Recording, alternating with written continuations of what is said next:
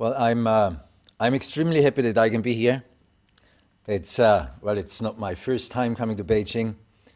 The topic I'm going to talk about today is, as we can see, it's challenging to Chinese companies when they go abroad. Now, what does it mean? It means that more and more Chinese companies, with the development of the market and everything, they want to go overseas. And I remember very clearly, the first time I came to China was in the 80s, about beginning mid-80s. And that time it was challenge for foreign companies coming to the market.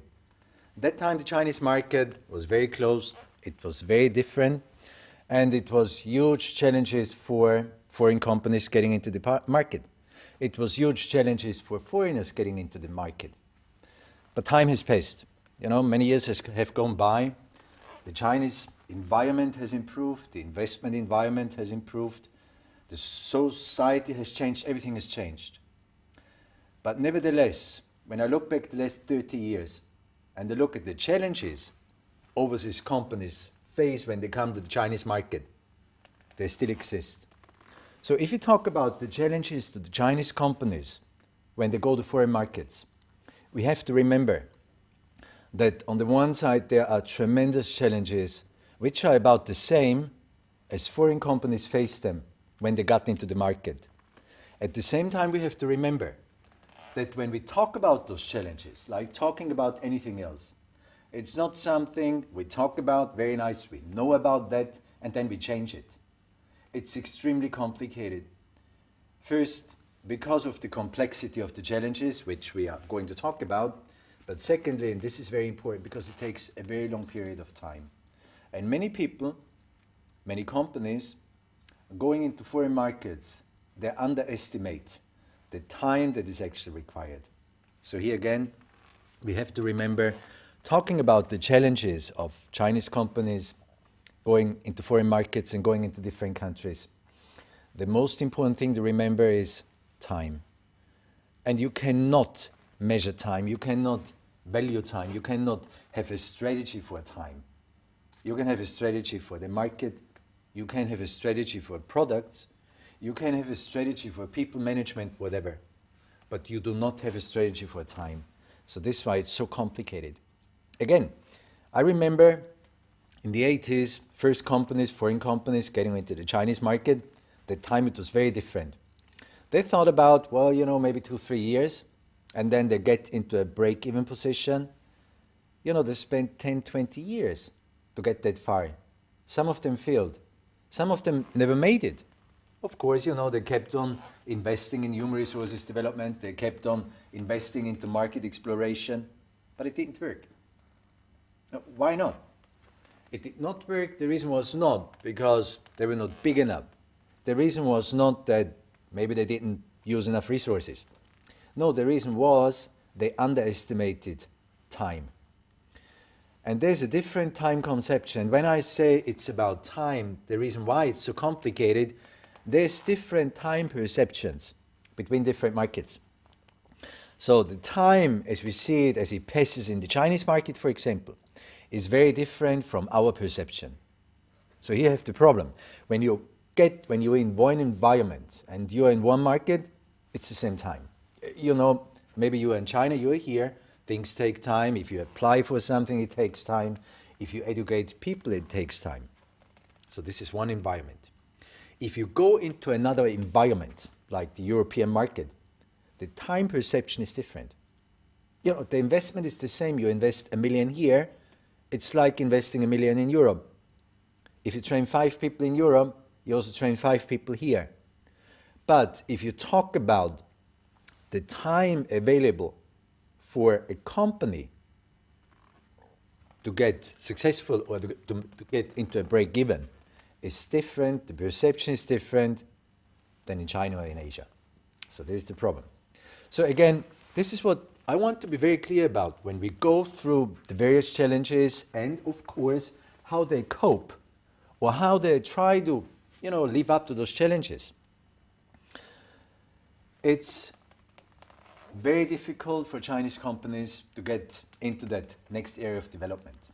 Many have tried, many have failed. Many foreign companies have tried to get into the market here. Many companies have failed. we have a lot of experience over the last 10 years with Chinese companies getting into Europe and of course also getting into other markets. It has changed a lot. So what I'm basically talking about today is the European perspective, the EU perspective, so the European market, which is more and more interesting for Chinese companies, and we will figure out later why it is more and more interesting. But then again, we also talk about the difficulties, and we try to analyze how could they cope with those challenges and how could they manage with those difficulties. Now, first part, we look at the investment environment. You know, investment environment is a very tricky thing. You know, investment environment in China changed over the years. It changed completely. In the 80s, we had an investment environment which was not mature. You know, everything was new. Nobody knew about anything. You know, we had a very fixed environment, special economic zones in China.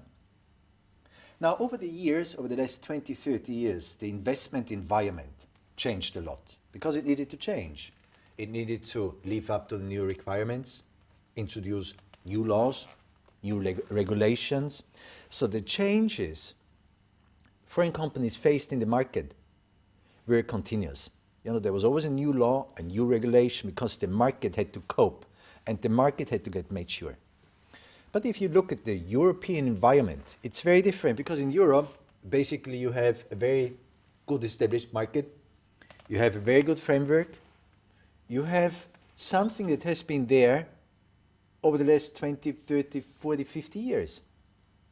So again, it's different. So Chinese companies, even though when they get into the European market, and maybe we talk about legal requirements or laws which pose a requirement to Chinese companies when getting into the European market, it's different from how foreign companies faced the same problems.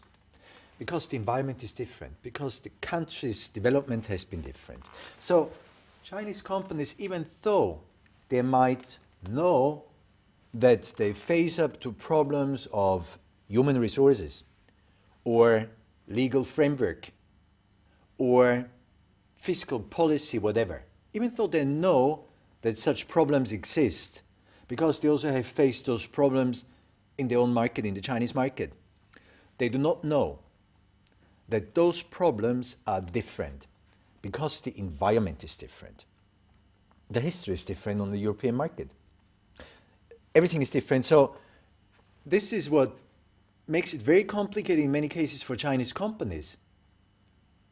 Because even though we talk about somehow the same problems like human resources challenges, or as I've said, fiscal policy, because the background is different in Europe and in America, of course, also in Europe and America, there's a very big difference.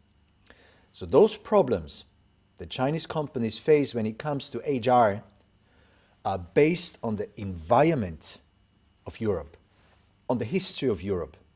So it's very, very, very difficult for many Chinese companies first to understand those problems because they do not understand in many cases the background and the history of Europe or, you know, some of the European markets they go to. And at the same time, they are not ready for the strategies. So looking at Europe, why do Chinese companies want to get into the European market? You know, we could say they don't have to. I mean, they can go to America, they have been to Africa, they started off in those markets. They can go to East Asia. You know, it's same culture somehow. It's very much related. Traditionally, it's very close. Europe is very remote. So why should Chinese companies go into the European market? We could say there is no need. You know, we could say, well, you know, Europe is very complicated. It has a completely different environment, as we said.